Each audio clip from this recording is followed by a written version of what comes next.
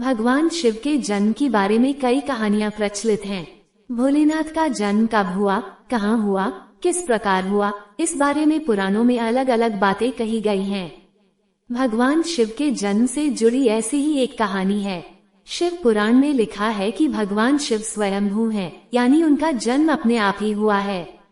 वहीं विष्णु पुराण में बताया गया है कि भगवान विष्णु के माथे से निकलते तेज से शिव की उत्पत्ति हुई थी और उनके नाभि से निकलते हुए कमल से ब्रह्मा जी का जन्म हुआ था।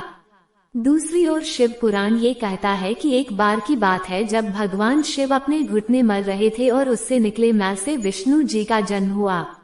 इस कथा के अलावा एक और पौराणिक कथा प्रचलित है। बड़े बुजुर्ग बताते हैं कि एक बार की बात है जब भगवान विष्णु और ब्रह्मा जी के बीच इस बात पर बहस छिड़ गई कि सबसे महान कौन है। इस बात को लेकर जब दोनों बहस कर रहे थे तो एक खंबे के रूप में महादेव उनके बीच आ गए।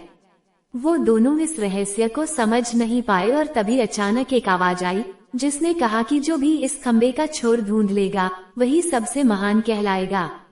ये सुनते ही ब्रह्मा जी ने एक पक्षी का रूप लिया और खंबे का ऊपरी हिस्सा ढूंढने निकल गए।